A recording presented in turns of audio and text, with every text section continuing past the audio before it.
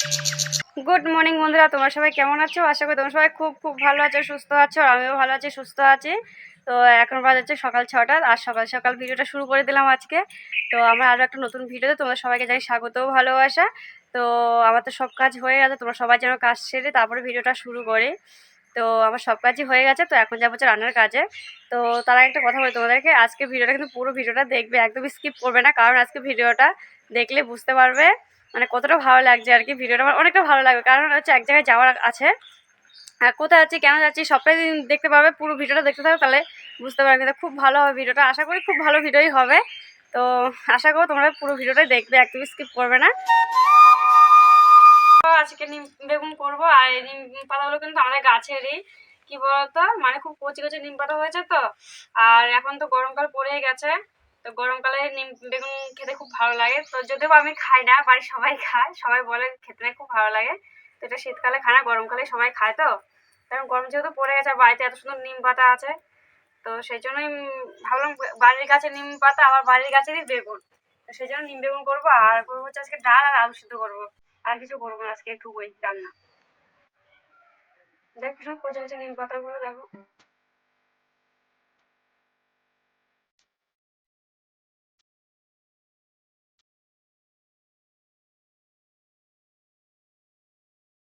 তো সকালবেলা ডাল আর আলু সিদ্ধ করছি, তো সেটা দিয়ে সবাই খেয়েছে, আর ওকেও খেতে দিয়েছে।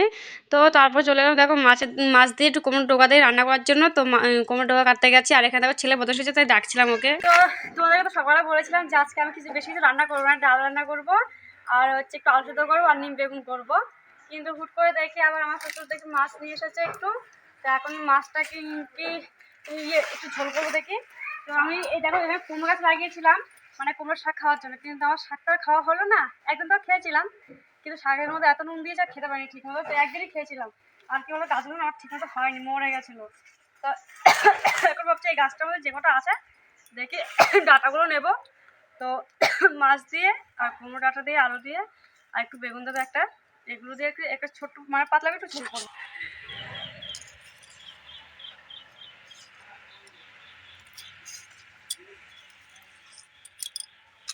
আমার কিন্তু এখনো মাছের ঝোলটা করা হয়নি, কিন্তু আমি মাছের ঝোল করার জন্য সব কিছু রেডি করে রেখে এসেছি। আর এসে কি বলতো, যে মা শস্যগুলো ঝেড়ে নিচ্ছি, কারণ হচ্ছে রোদ চলে যাচ্ছে, তার শস্যগুলো ঝেড়ে আর কি পয়সা করে সব রাখতে হবে।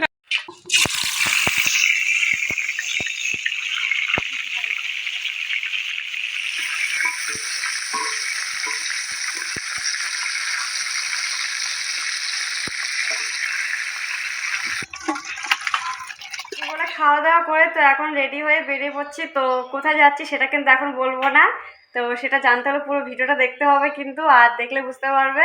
তো চলো এখন কোথায় যাচ্ছি সেখানে যাওয়া যাক। তো একবার ওখানে গিয়ে তারপরে দেখা হচ্ছে। আর ওই যে দেখো আমার ছেলে রেডি হয়ে গেছিলো, ও এখন খাট থেকে নামছে। আর এদিকে আমার ক্যামেরাম্যানটা কোন দিকে, এ ক্যামেরাম্যান একটু দিকে আসো, হচ্ছে ক্যামেরাম্যানের দিকে। ক্যামেরাম্যান রেডি হয়ে আবার চলে এসেছি ভানের টেগুড়িতে, যে কপিলমণি আশ্রম আছে, তো সেখানে আসলাম। তো বিয়ের আগে শুনেছিলাম এই জায়গাটার নামে, তো সেটা তোমাদের পরে একটা গল্প বলবো, বিয়ের পরেও শুনেছি, তো গল্পটা পরে বলছি। তো আগে চলো ভিতরে ঢোকা যায়, কখনো আসিনি, আজকে প্রথম এসেছি। তো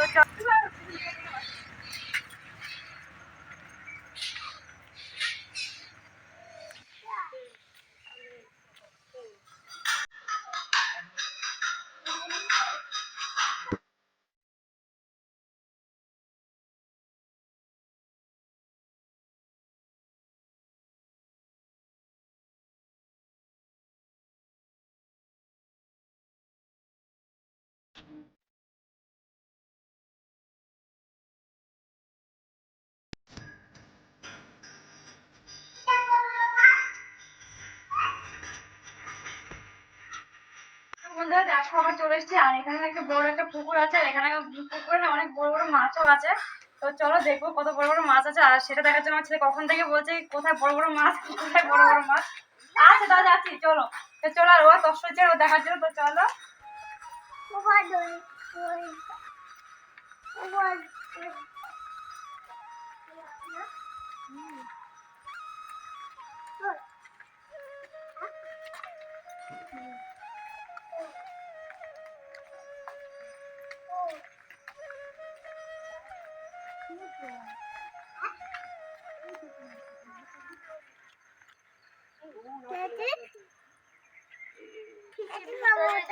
তুমি জানো এখানে দাঁড়াও, এখানে দাঁড়াও। ওই যে ওই দূরে দেখতে পাচ্ছিস?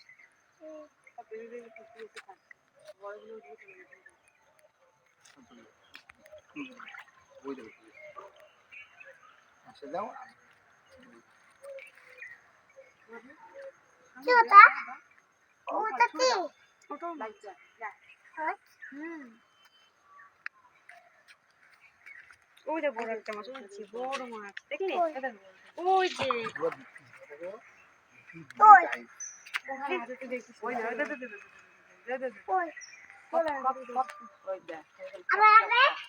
আসবে না, ওদিকে টাকা আমার দিকে না দেখি, ওদিকে দেখ সব বিগগুলো চলে আসছে। একসাথে দাও, দেখা যাবে ছড়িয়ে দিও না। ওই যে দেখতে পাচ্ছিস না এখানে জলে, ওটা বড়টা খেয়ে নিল। ওটাও মাছ ভাবি নেই ফিশের ভিতরে দূরে যাবো, খুব সুন্দর দূরে দিতে। ওই যে খেতে ইচ্ছে করে, তুই যেটা দিলে বিবি খেতে ইচ্ছে করে, তুমি যেটা দিয়ে যাও। ফিশের ভেতরে ঢুকবো। আচ্ছা বেশ, তুই বেশি করে দিতে হবে। আরে কারি ফিশ কই মা না না এগুলো অরেঞ্জ মাছ। মা ব্যাট কারি ফিশ কতই ফিশ ভাবি দে ভাবি দে কতই দেখতে পাচ্ছিস না দূরে, এবার দূরে যাওয়া। এই দেখ। বিশাল দূরে দিচ্ছে। বোন পারে দে মা দে দে দে এটা স্মল টু না রুটি রেড আমার মধ্যে স্টোরি দেখো এদিকটা জায়গাটা দেখো কতটা সুন্দর, একদম পুরোটা সবুজ আর পুরোটা বাগান, মানে ওদের এই জায়গাটা একদম 4-5টা পাঁচিল দিয়ে ঘেরা দেওয়া আর কি। আর পুরো মানে পাঁচিলের ভিতরে আর কি সবটা ওদের মানে একটা মানে আশ্রয়ের জন্য যতটা জায়গা ওদের নিচে সবটা জায়গা মানে বড় করে উঁচু করে পাঁচিল দিয়ে রেখেছে। তো জায়গাটা দেখো খুব সুন্দর, দেখো পুরোটা বাগান আর এখানে সব ফলের গাছই আছে, ফলের গাছও আছে, চাষও করা হয়, সবই আছে। তো চলো আর জায়গায় বড় বড় গরু আছে, তো সেই গরুগুলো দেখাবো।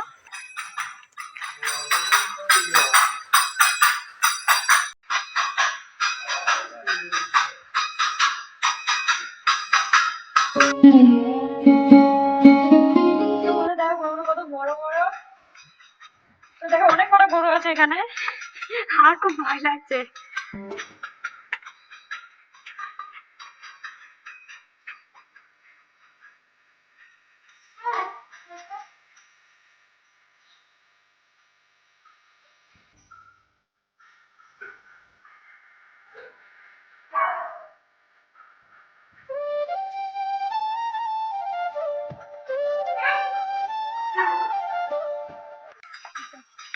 তো দেখো তোমাকে বলেছিলাম না এখানে ফল গাছ বলতে কি বলতো, মানে নারকেল গাছ, আম গাছ, যেগুলো কি স্বাভাবিক থাকে আর কি লোকজনের বাড়িতে সেরকমই আর কি। আর লিচু গাছ সবই আছে, দেখো আর এদিকে দেখো ফুল গাছ আছে, এপাশে দেখো ফুল গাছ, তারপরে এদিকে দেখো লিচু গাছ, তারপর ফুল গাছ, ধোতরা ফুল গাছটা কত বড় গাছটা, ফুলগুলো দেখো কত বড় বড় ফুল। আমাদের ওই আশেপাশে যেগুলো আছে ওগুলো এতটা বড় না, কিন্তু এখানকার গাছ ফুলটা খুব বড়, দেখো ফুলটা কত বড় বড়, ওই ফুলটা দেখো কত সুন্দর, ফুলটা কি ভালো লাগে না ফুলগুলো দেখতে, ইচ্ছে করছে আমার ফুল বাগান আছে না যেতে ইচ্ছে করে, খুব ভালো লাগে। দেখো ফুলগুলো এখানে কি ফুলগুলো অনেক ফুল ছিঁড়েও ফেলেছে, তো সবগুলো ফুল যে থাকতে দেখতে কত ভালো লাগে দেখো। আর এখানে দেখো পুরোটা এক লাইন, দেখো ফুলগুলো লাগে কি সুন্দর লাগে, দেখো খুব ভালো লাগছে ফুলগুলো দেখতে, দেখো সুন্দর কালার।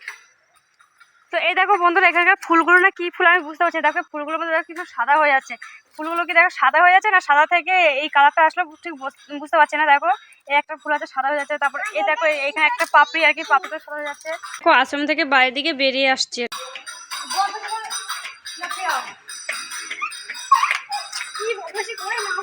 এখানে পুজো দেওয়া হয়, তো এখানেও পুজো দেওয়া হয়, আর এই যে মন্দিরগুলো আছে ওখানেও পুজো দেওয়া হয়, তো এই গাছের গোড়াতেও কিন্তু পুজো দেওয়া হয়। তো কবে কবে মানে এখানে আবার মানে বছরে একবার আবার এখানে মানে বড় করে একটা মানে উৎসব করা হয় আর কি আশ্রমে, তো সেটা কবে আমি ঠিক জানি না, কিন্তু কিন্তু হয়। আর এখানে কি বলতো অনেকেই কিন্তু ঘুরতে আসে, আর এখানে সব কিন্তু সাধু সন্ন্যাসীরাই কিন্তু থাকে, এখানে অন্য কেউ থাকে না।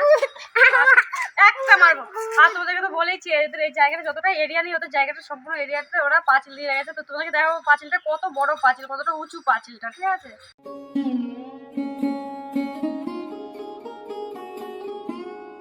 তোমাদেরকে তো বলেছিলাম ভাবছিলাম যে পাঁচিলটা কতটা উঁচু তোমাদেরকে দেখাবো, তো মানে ভিতর থেকে দেখানো সম্ভব হয়নি। কেন বলো তো, কারণ হচ্ছে ভিতরটা কেন দেখাতে পারিনি, ওখানে হচ্ছে কি বলতো, মানে কি যে আশ্রমটা আছে এটা আর কি মানে 18-20 বিঘা জায়গা নিয়ে আর কি আশ্রমটা করেছে। তো চারপাশটা আর কি অনেকটা মানে পাশের জায়গাটা অনেকটা চড়া না, তো ভিতর থেকে অতটা দেখা যায় না। তো রাস্তার পাশ থেকে আর কি দেখা যায় পাঁচিলটা কতটা উঁচু, তো সেটা তো আর ভিতর থেকে তো দেখা যাচ্ছে না। তো সেই জন্যই আর কি তোমাদের বাইরে দেখানোর চেষ্টা করছি। তো বাইরে এই দেখো পাঁচিলটা কতটা উঁচু, একদম আমার পাশে যে পাঁচিলটা আছে সেটা কপিলমুনি আশ্রমের পাঁচিলটা কতটা উঁচু। আর ভিতর থেকে দেখাতে পারি কেন সেটা তোমাকে বললামই, মানে কি 18-20 বিঘা মতো মানে জায়গার মধ্যে আর কি পাঁচিলটা আর কি সম্পূর্ণ জায়গা চারপাশ দিকে আর কি পাঁচিল দিয়ে ঘিরা দিয়েছে, আর মাঝখানে আর কি আশ্রমটা করেছে আর কি। তো সেজন্য ভিতর থেকে একটু দেখানো যাচ্ছে না আর কি। তো এই জায়গাটার নাম হচ্ছে কপিলমুনি আশ্রম, ঠিক আছে। তো এখানে তোমরা যারা এখনো প্রেম করছো তোমরা কিন্তু তারা কিন্তু ভুল করে কিন্তু এখানে এসো না। আর যাদের মনে হচ্ছে না আমার প্রেম করছি ওর সাথে ব্রেকআপ করে দেবো, তাহলে কিন্তু ঘুরতে আসতেই পারো, কোনো অসুবিধা নেই। তাহলে তোমার ব্রেকআপ করতে হবে না, নিজে থেকে ব্রেকআপ হয়ে যাবে। কিন্তু এর রহস্যটা কি আমি সেটা জানি না, যে কেন প্রেম প্রেমিকা এখানে ঘুরতে আসে, কেন ব্রেকআপ হয়ে যায় সেটা কিন্তু আমি জানি না, এটা কিন্তু কারোই জানা নেই। তো আমার ক্যামেরাম্যান বলছে এখানে হয়তো প্রেম নিয়ে কারোর সাথে ঝামেলা অশান্তি হয়েছে, সেটা হয়তো অভিশাপ দিয়ে রেখেছে যে কেউ প্রেমিকারা ঘুরতে আসলে ওদের ব্রেকআপ হয়ে যাবে, সেটা সেরকম কিছু একটা হবে, জানি না। আমার মানে ক্যামেরাম্যানের এটা ধারণা, তো আমরা যাই না। তো যাই হোক বন্ধুরা, তো এখন আর কি বলুন, তো এবার চলো বাড়ির দিকে যাওয়া যাক, কারণ সন্ধ্যা হয়ে যাচ্ছে, বাড়িতে যেতে হবে। বাড়িটা আমাদের এখান থেকে অনেকটাই দূর, তো যেহেতু সাইকেল নিয়ে এসেছি তাড়াতাড়ি যেতে হবে। তো বন্ধুরা দেখো বাড়ি চলে এসেছি, আর এই যে এদিকে দেখো যে ক্যামেরাম্যানের ছেলে শুয়ে আছে, আর আমি এখন জামা কাপড় ছাড়িনি, যাই হোক তখন জামা কাপড় ছাড়বো। তো আজকে ভিডিওটা আমার এই পর্যন্ত, যদি ভালো লাগে থাকে অবশ্যই লাইক শেয়ার সাবস্ক্রাইব করে দেবে, আর দেখা হচ্ছে একটা নেক্সট ভিডিওতে। তো তোমার সবাই ভালো থাকো, সুস্থ থাকো, টাটা বাই বাই।